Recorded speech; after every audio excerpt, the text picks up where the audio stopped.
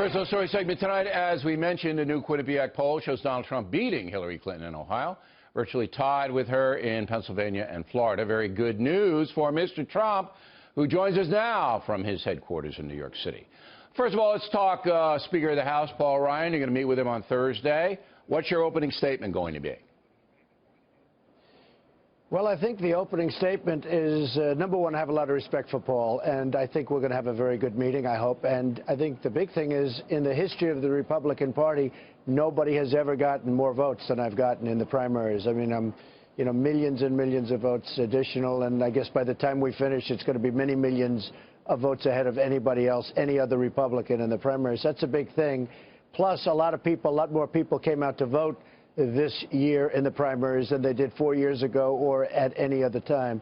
So I think that's a great sign, and, we're doing very well in the polls. Okay, but he knows all that, so you're not going to go in and tell him stuff he knows. What are you going to tell him about unifying the party?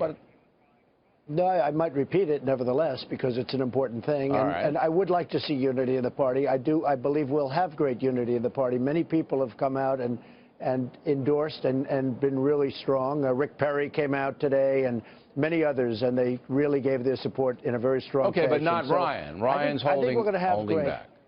He's a very good man. He wants what's good for the party, and I think we're going to have very positive results. And I'd love, frankly, for him to stay and be chairman. So you think, and I know you have to say this, that he's going to fall into line, endorse you, he'll be at the convention, and everything will be fine. That's the likely scenario? Fall into line. No, I don't think fall into line is the right words, though. I think he loves this party, he loves this country, and he wants to see something good happen. And I think we're going to do better if we're unified. All right, but you need him. He will probably feel that way. You need him because you have to raise $1 billion. Right now my stats say that you've lent your campaign. Let me get this right: $36 million of your own money. You've spent $11 million of your own money. That's chump change. Well, no, you need $1 billion. Actually, no, I know. Well, in one way, you have to be proud of me because other people spent $200 million and they're sitting home watching television. So, there's something good about that. No, I think I'm in for $45 million, Bill. And when you say lent, I loan the money from myself. In other words, myself loans the money because that's the way the lawyers say to do it. But you're going to get paid back.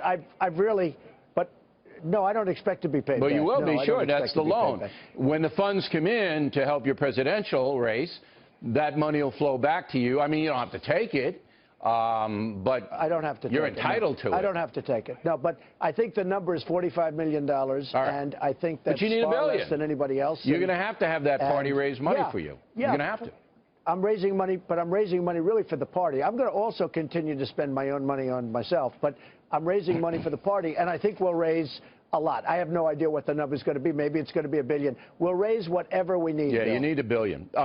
You say, the Associated Press is reporting, Trump has narrowed potential VPs to 5, all experienced politicians, not ruling out Chris Christie. Is that an accurate report? Well, I like Chris a lot. I'm not going to say ruling in or out. I would say that I have in mind 5 different people. I think they're excellent. I'll announce whoever it will be at the convention. Can you give me one? I'd love to give you all 5, but I can't, Bill. I don't want to do that, Bill. You're in charge. You can't. It's not even fair to you. Of course it's fair to me. It's fair to my viewers. It's fair to me. You're in charge. You can do it. You just don't want to do it. Yeah, well, I can't. I just think it would be appropriate. The way I always envision it is during the convention. You said experienced politicians. I'm out. Well, you'd be good. I'm gone. If you would take it, I'd offer it to you immediately. No, I don't take orders really well. I know. That's the problem. That's part of the problem. All right, let me get to Elizabeth Warren. She doesn't like you.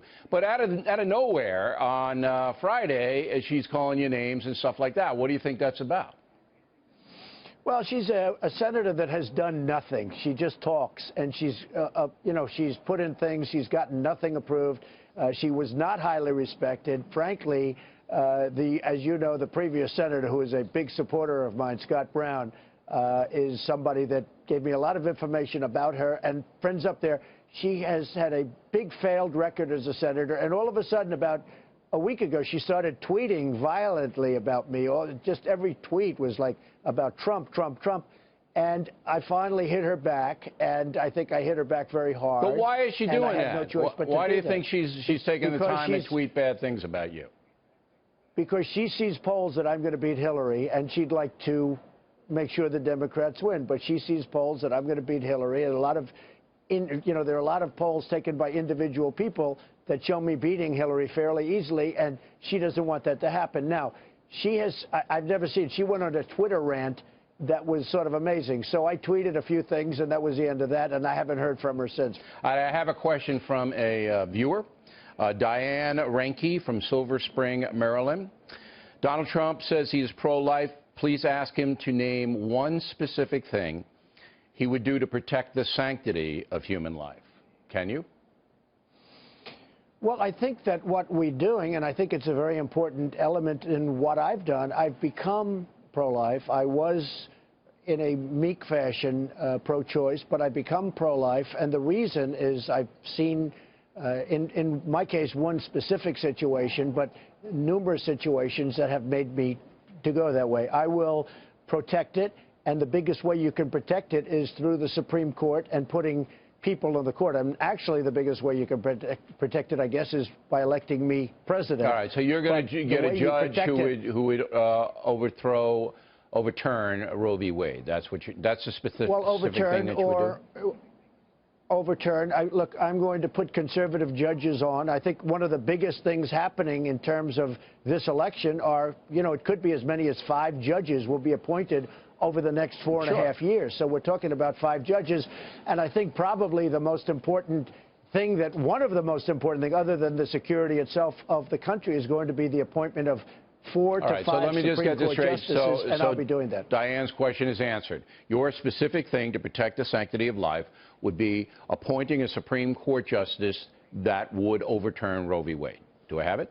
Well, they'll be pro-life, and we'll see what about overturning, but they will be. I will appoint judges that will be pro-life. Okay. Yes. Finally, I was a little upset because my taxes are going to go up if you win. I'm going to be paying more now. Wrong. I thought I was paying less. No? It was incorrectly. If you read the Wall Street Journal front page today, they covered it exactly correct. I have the biggest tax cut of anybody running by far, and that includes the 16 people that are vanquished, okay? Nobody even came close. But I may have to raise it from that point. It was incorrectly reported. So your original statement in the debates, you might have to go up a little for me.